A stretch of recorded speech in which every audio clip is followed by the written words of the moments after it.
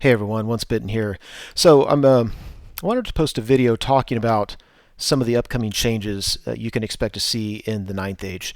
The impetus for this video is that I think it was just yesterday on the Ninth Age website they've posted their first online magazine called the Ninth Scroll.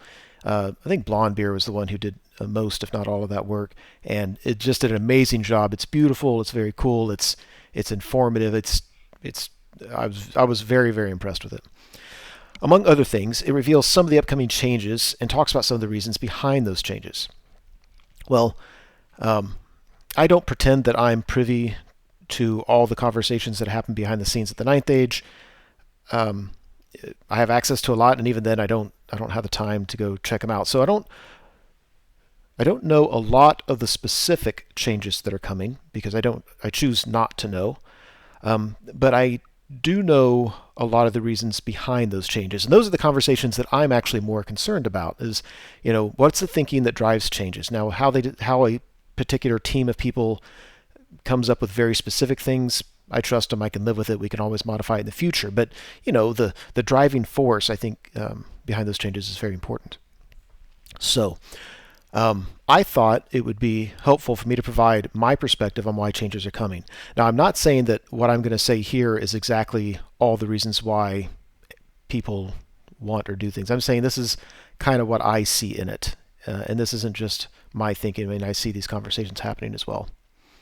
So, the reason you're seeing some major changes now in the Ninth Age is because I think as a project we've turned an important corner. I mean, when we were very first started, make no mistake about it, Ninth Age is a game, it was written word for word by volunteers as a game.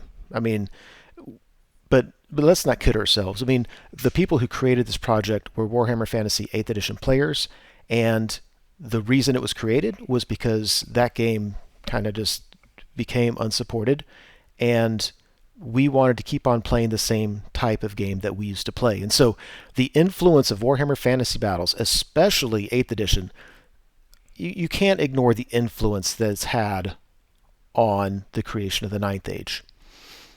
And yet, I think the corner we've turned is the creators, the rules designers, they're kind of looking at each other saying, what's important that we should keep? Why did we do this project? Why are players attracted to this? What's important? And let's make sure that we do what's important really, really well. And everything that's not important, we don't have to throw away. We don't have to change it. Game mechanics are just game mechanics. We can do whatever we want. But why allow the existing game mechanics, when I say existing, I'm just the ones that were either in Warhammer Fantasy 8th Edition or the ones that, for whatever reason, evolved during the first iterations of the Ninth Age. Why allow unimportant things to constrain us? Let's at least talk about everything. Everything's on the table. So that kind of begs the question, what's important? And you'd consider that. I think if you don't get that, if you don't appreciate that the Ninth Age is not an addendum to Warhammer Fantasy, it is its successor, I believe. You could argue Kings of War is its successor, Age of Sigmar is its successor. Okay, that's fine. This is a community-driven successor to Warhammer Fantasy 8th Edition. Got it. But that's different than being an addendum. So, if you think that the Ninth Age should be Warhammer Fantasy with as few changes as possible, I think you're always going to be frustrated with it, because that's not really what it's supposed to be. What it's supposed to be is a game that those of us who played Warhammer Fantasy and enjoyed that type of game, we can continue to use our models, we can continue to play that type of game, but let's make it better. And sometimes you can't make things better by just putting a Band-Aid on it, by taking what was there, tweaking it a little bit, and moving forward with it. Sometimes you have to take a step back and say, let's approach this differently. And I think that's the corner we've turned. I think in the very, very beginning, there's a video of me saying this before I joined the Ninth Age project, where I was saying, don't make changes, just make it 8th, put Band-Aids on it, and let's go.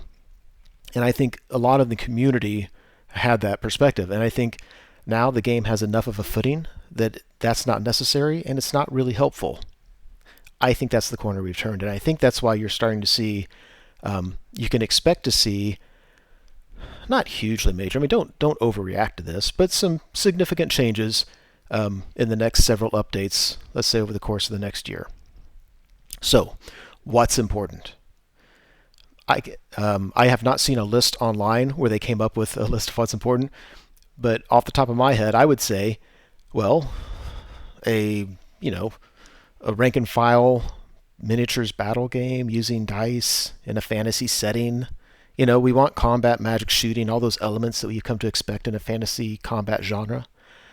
As I mentioned before, we want the ability to use all the models from Warhammer Fantasy Battles. So, because again, our initial target market was and still is, and I don't think this will be true in the future, but currently, a lot of our players are people that used to play Warhammer Fantasy. We have these models. We paid a lot of money for them. We spent a lot of time and love and energy assembling them and painting them and all this kind of stuff. We want to be able to use them. So that doesn't mean that they have to be used for the same purpose that they used to be used for. It has nothing to do with the units and their rules. It's just we want people to be able to use their models. What's not important? Most everything else. I mean, just a wild idea. One idea that was thrown out at one point in the brainstorming was, do we have to stick to a 6-sided dice? Could we change to a 10-sided die? And it was on the table. People talked about it and decided, no, let's stick with 6-sided dice. Cool, great. But that's the level of what I mean. Everything is on the table. So, do you want to be able to use your old Hell Pit Abomination? No problem. That's important to us. Do you want it to work just like it did in Warhammer Fantasy? Random movement, it comes back alive, whatever. That's too bad. Those things aren't important. So I'm not predicting. I'm not making any predictions about the Hell Pit Abomination. I know nothing about the rules for the Vermin Sworn. My point is, models are important. Style of play is important. The fantasy genre is important. Other things aren't. Lastly, the other important thing, and one thing that's driving it now and is going to drive change in the future, is that we want the background to drive the game design.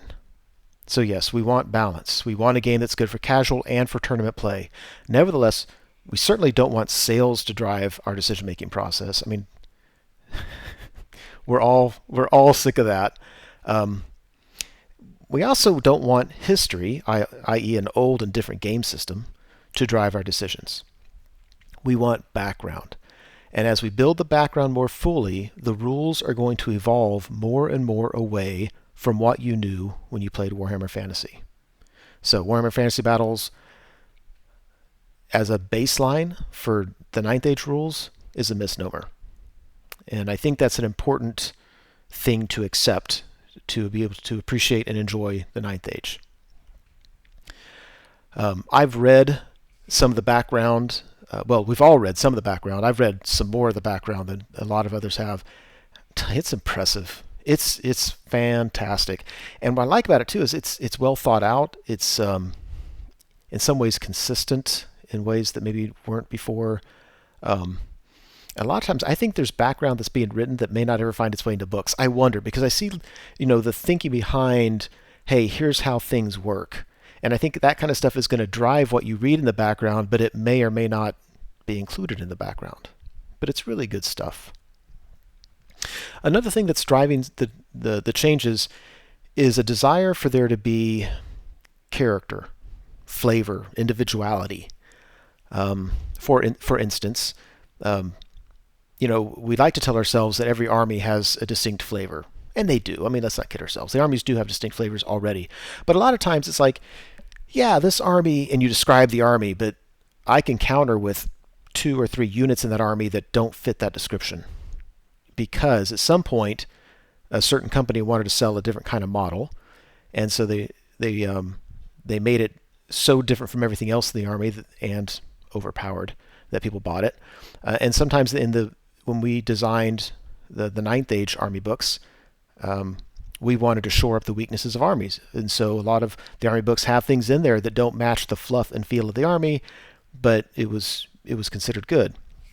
Well, the problem with that is now the armies aren't really that distinctive. It's kind of, they just have different variations on the same theme. The same could be said for the magic paths.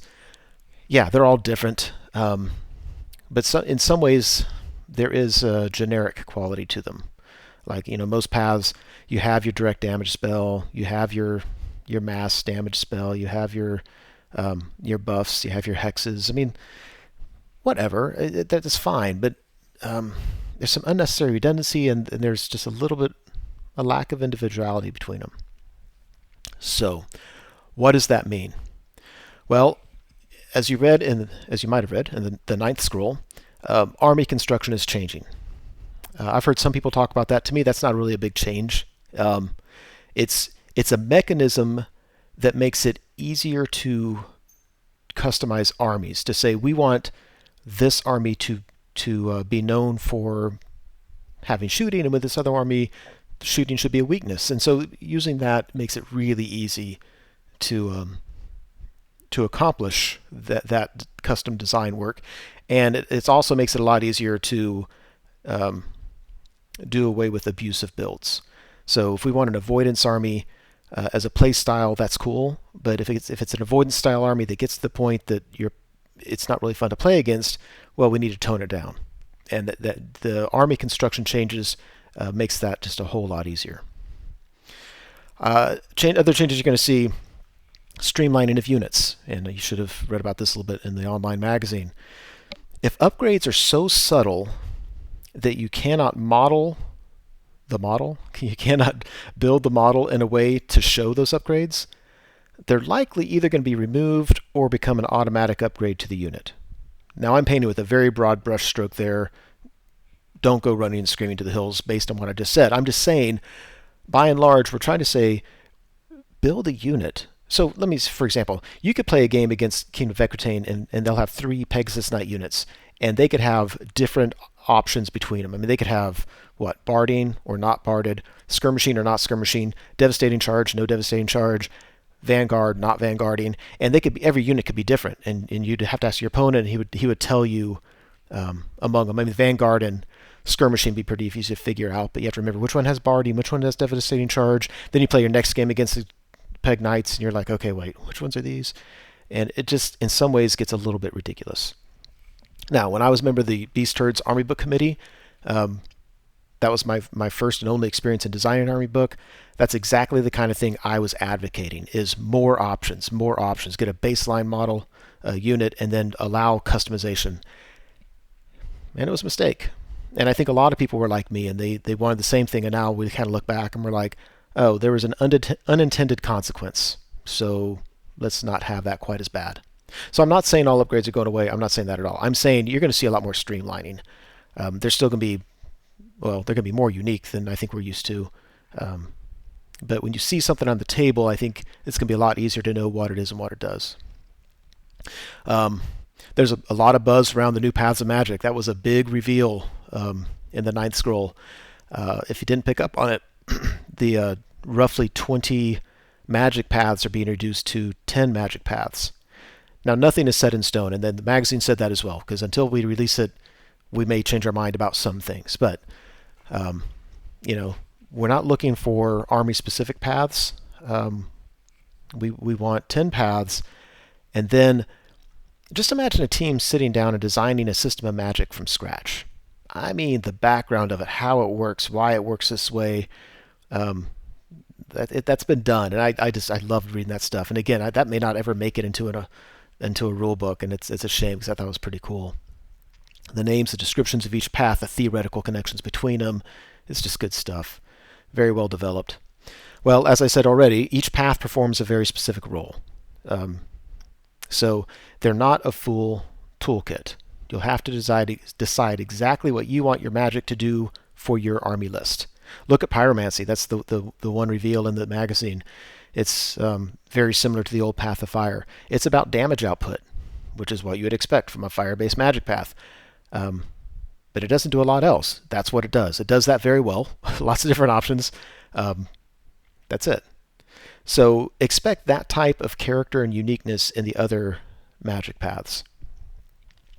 Each army is going to have access to a different number of paths. Let's say one might have access to 3, another might have access to 5. And that's looking at army uniqueness. If an army, well, let me put it this way. I'm going to back up a step. So if you remember, if you were active on the forums just a couple months ago, there were polls on each of the army forums asking the community to talk about what they would like to see in that army. Specifically, the questions were, what strengths should define your army? What weaknesses should define your army? What playstyle should be available, and what playstyle should not be available? Now, we're talking about this a community-driven game, and that's how it's community-driven. Like the baseline stuff is, what should this army be about? That came directly from the community. And what the creators have now done, I say creators because there's so many people now, it's not just a rules team anymore, but they are taking that very, very seriously. So if the community said that a particular army was supposed to, that magic was not supposed to be a big strength for them, they're about these 5 things, but magic, it's not really, not necessarily. Well, one way that will come across is it may only have access to a few magic paths, right? And if it's another army that magic is integral to the fluff, to the nature of that army, well, they're going to have access to more magic paths. I don't think any army is going to have access to all magic paths. But again, I mean, that's how the magic is working. So as armies are redesigned, so in the very near future, most armies are just getting tweaked a little bit because they have to, because we've kind of changed some of the core rules, like the army composition. But as armies are redesigned, and as you saw, there are 4 armies currently being redesigned, you're going to see that play out. So let me get specific. Now, what I'm going to say next is a thought exercise. I am not saying that I've looked at the specifics of what's going to happen. So work with me here. For every army, we have a list now of what are the 4 or 5 strengths of the army, what are the 4 or 5 weaknesses.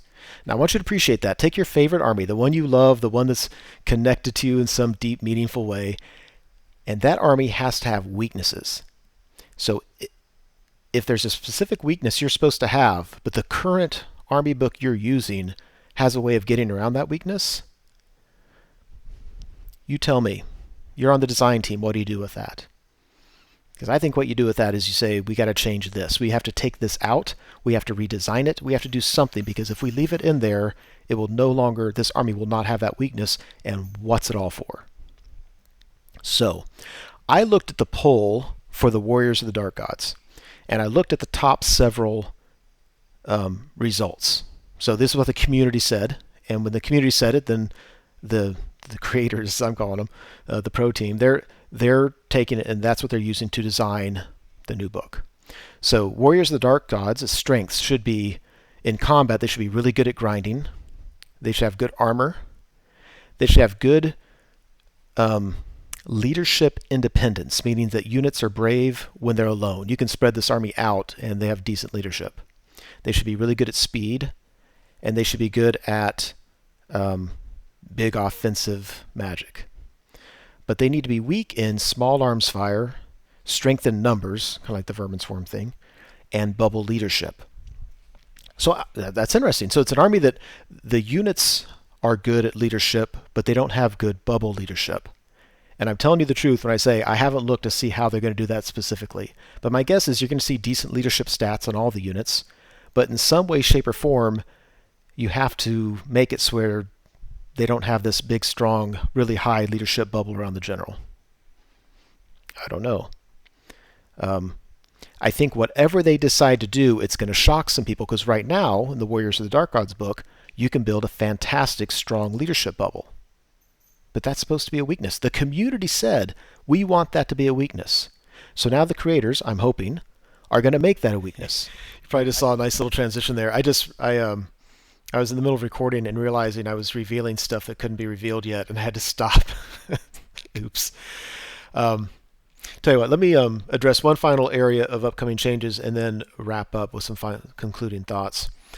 Another type of change you're going to see in the near future is, for lack of a better term, a streamlining of the game. Um, you're not going to see the Ninth Age become like Kings of War necessarily. I mean, Kings of War took streamlining, made an art form out of it. It's a very, very streamlined game. There's still a lot of complexity. There's going to still be a lot of complexity in the Ninth Age. But there are some elements of the game that kind of can be time consuming and can bog a game down. And if there's anything like that that isn't necessary, that could be redesigned in a way just to keep the game flowing, you're going to see some changes trying to make that happen.